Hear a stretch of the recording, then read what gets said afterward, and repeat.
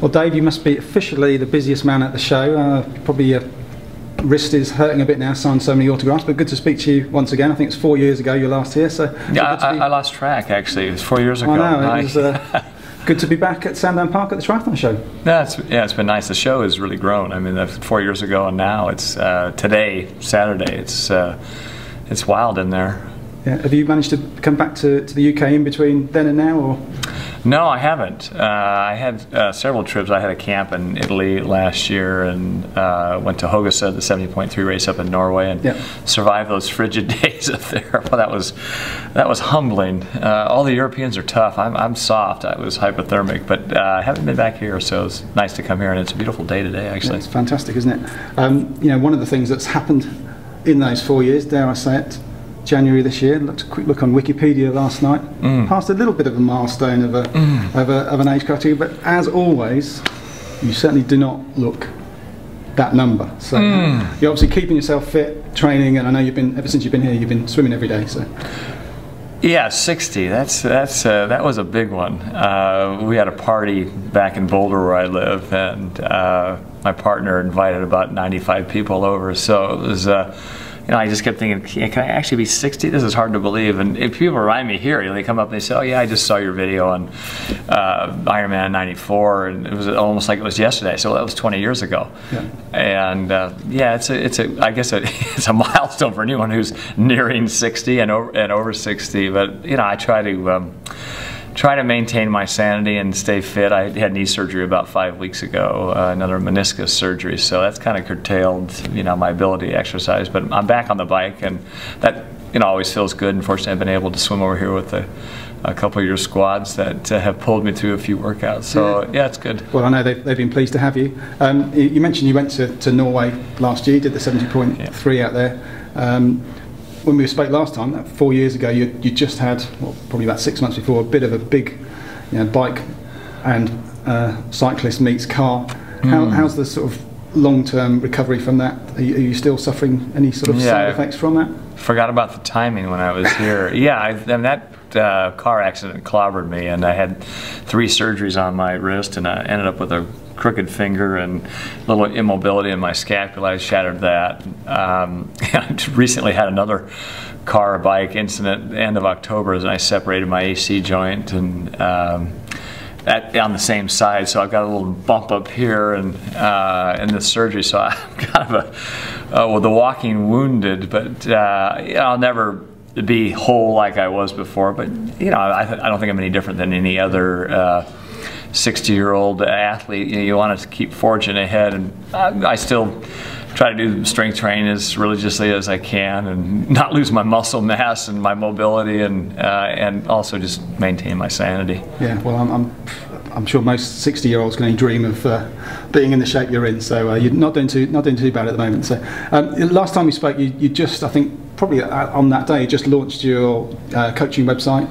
Obviously, you're heavily involved in coaching, and one of those people you coach from a British perspective, Rachel Joyce, who had yet again, she seems to do it every year, another fantastic race at Kona. So just tell us a little bit about how you got involved with coaching Rachel, and sort of how do you describe Rachel as a pupil of your coaching? Yeah, well, Rachel's she's lovely, and she's got a great personality, and she's just wickedly tenacious. A lot of the athletes gravitate to Boulder, and she came out in my squad, and you know, we chatted, and she wasn't as content as she I guess should be at her level with her previous coach, and so as a lot of the athletes who you're looking for, you know, that harmony between coach and athlete, and we seem to click fairly well. And I would say that you know, all the top pros, including Chrissy and advising Craig Alexander, it's never easy. I mean, they're driven. They know what works. I try to massage that and listen to you know, what they have brought to the table. Rachel is extremely hard worker, and we kind of butted heads at one time. We're back on a nice smooth plane right now. And her race in Kona last year, coming in second, really leading up to that race. You know, on the surface, boy, she got second. Miranda had a beautiful run. It was a fabulous day for her. and I'm not diluting this or diffusing it by any means, and I don't know if Mirinda was on her game, and any athlete's not 100%. Rachel was nowhere close to 100%. Yeah. She'd had almost no racing at all, hadn't she? She raced early in the season, and then it was nothing at all up to Kona. So yeah. I know, you know, at the beginning of the year, I certainly had Rachel down as a potential winner. I had a big doubt going into the race of, well, normally Rachel races regularly and she races well, but she'd not had the opportunity to do anything, so there must have been a bit of a concern going into the event. No, it was a huge concern. She raced well at Ironman Texas, kind of rolled her foot, and then she had all sorts of niggling little issues. And you know, we kept revising her program. We're going to try this now, and it was really up and down from early June all the way to October, and again over the last 3 or 4 weeks. You know, we're just kind of going day to day. And as she traveled over to Kona, we just said, you know, this is it, Rachel. You know, we're going to put it together, and it really wasn't it was really her mental perseverance. And when the race kind of unfolded, and she was riding pretty strongly, and you know, in hindsight, we took, you know, of course, dissected the race, and she got mad at herself. She said, you know, I didn't push the bike hard enough. And I'm just thinking, gee whiz, we didn't have a lot of great training, and the level of optimism. I mean, there's always a little bit of self-doubt, and there certainly is. I don't want to, you know, show my athletes, you know, a soft side. I have to go in there with confidence. My confidence with her is that she just knows how to push that button to race, and she, you know, she did it that day. It was a stellar race, but you know, we're looking for bigger things in 2014, and I think she's one to reckon with again. Yeah, and if you follow statistics, you know, the last 5 years, Rachel's been 6th, 5th, 4th, an off year with illness. Should have been 3rd, obviously. 2nd, so there's only, you know, 1 step to go. So, well, we hope, obviously, from a British perspective, that she can join the likes of Leander and Chrissy before her. Well, I also have another Brit, Julie Dibbins, and used to be Ricketts. Absolutely. But Julie and Rachel are good mates. They both swim in my group. I coached both the women, and over the last year and a half, Julie's like a jigsaw puzzle. We're trying to put her together. And okay. Let's. Well, it's not her foot. It's her knee, and she recently had went down on a mountain bike and had surgery on her hand. So, and she's a brilliant athlete. She's incredibly strong, equal to Rachel mentally. And she just needs the opportunity to be whole and get a few races under her belt. So, you know, naturally I'd like to see the 2 Brits that I coach battle it out. And I've told Mirinda this. I said, you know, really, I'd like you all, because I get along well with Mirinda. And I said this when I was coaching Chrissy. I said, I really want you to have the best race you possibly can. And when you get to, you know, that 30K mark on the run, let's see who can duel it out. Yeah, let's see who can do it. So I'm hoping for that scenario this year. You obviously were coaching Chrissy the last couple of times that she won Kona, and obviously her final race in, what was it, 2011. It was an amazing race that, you know, we all know the story, recovery from the smash and all of that stuff. The one thing that I always have at that, not doubt, but that there's always that unanswered question of, she was so fit probably 2 weeks beforehand, before she fell off, of what could Chrissy have done with that fitness, having not had the smash. Is always that, you know, what could she have done?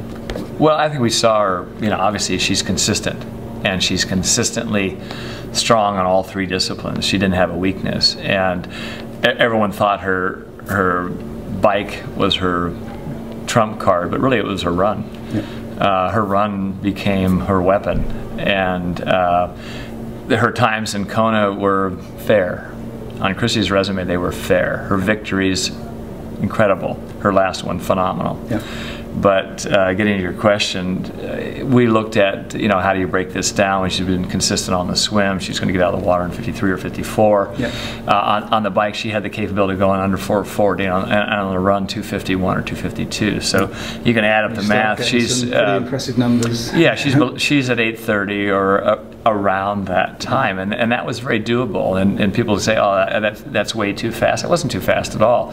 If she went in that race and said, oh, I can only go 850. You know, I would have, what the heck? we're not going to go that slow. Yeah. And everyone else is going slow. Well, for her, based on her training and her race record, she was ready to do that, and she got walloped in that crash. And you know, that last 2 weeks, we just talked about Rachel Joyce. The last 2 weeks, it was day to day, and I'll never forget. It was 2 weeks prior to the race. On day 12 prior to the race, Tom Lowe, her fiance now, essentially carried her out to the car, and she had incredible edema. She couldn't even move, and I just said, how is she going to do this race? And I said, hey, everything's going to flow nicely, and I was about ready to break down when we put her in the car. I said, I'm not sure how we're going to do this. So it was amazing. Yeah, it was certainly one of the big bits of triathlon history, I suppose, and you've made a few of those yourself. Now, just going back to yourself, obviously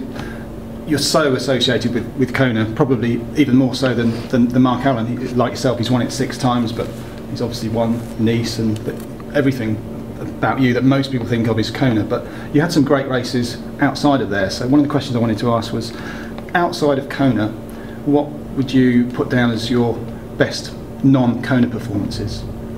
Well, everyone tells me, I've Googled 1989 racing Lance Armstrong. And I remember certainly racing him several times, but probably in recent history, that one has kind of percolated to the top. And I actually didn't know. I said, well, did I beat the young kid at that time? I think he was 17.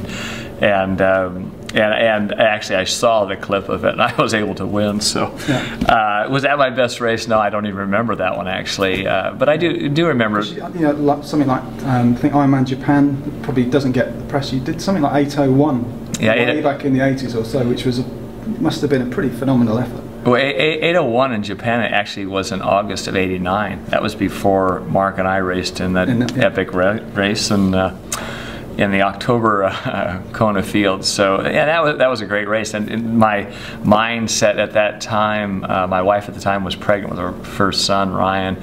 He was due any minute. Didn't know that when I had signed the contract with the Japanese Federation, and was apprehensive about going over there. And really, my training was haphazard. I'm thinking, you know, she's going to have this child, first one. I got to get on the jet and fly across the world. And I actually won the race. It was almost a hurricane or a typhoon that was coming through, torrential downpour on the run, and I think I had about 12K left, and I finally saw the time clock, and I just did the quick math, and I said, you know, I could be close to 8 hours. And so all of a sudden I said, really, I could be close to 8 hours. You know, again, I didn't have any idea what the swim or the bike time was.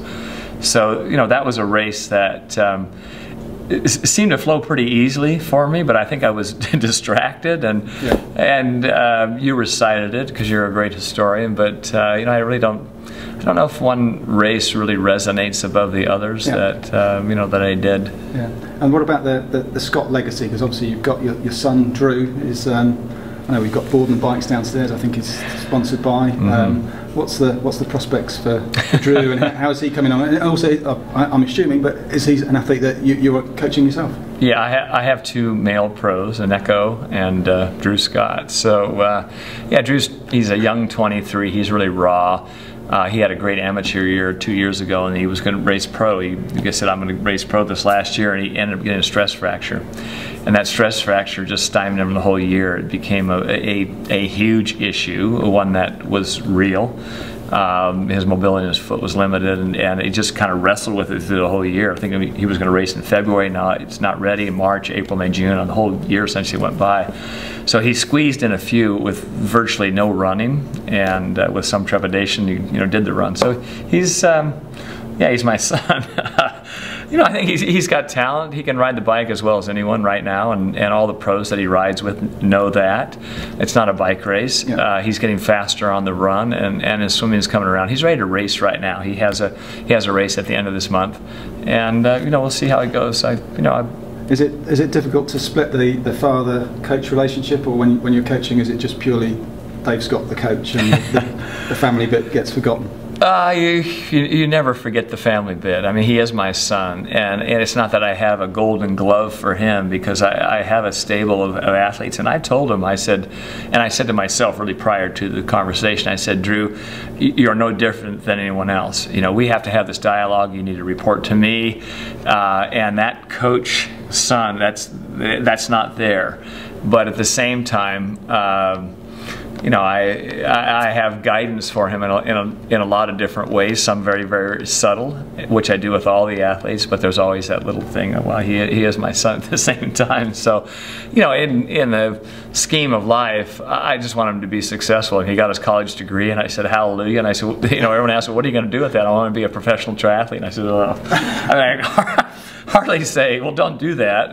Yeah. You know, I jumped into this venture years ago, and there was no money. There was just, you know, and I've told all my kids, I have a daughter and an older son, I just said, follow your heart. Let's do it. And be passionate about what you do. And that passion, I always want, you know, my kids, I want my athletes to be hungry. I want them to be hungry, and if he loses his hunger, I'm going to tell him, move on. Yeah. Well, Dave, it's as always, pleasure and great to talk to you. I could talk for hours and hours, but chances are if we had a 2-hour YouTube video, no one would be watching it. But Yeah. As always, pleasure to speak to you. I hope it won't be 4 years until we see you back again. I know you've got lots of autographs and posters and whatever to sign. Loads of people want to see you, as of course they should. Yeah. So once again, Dave, thank you very much. Yeah, thanks a lot. I've had a great time, and I'll meet the throng out here again. So yeah, hopefully I'll be back in less time. Brilliant. Cheers, Dave. Yeah.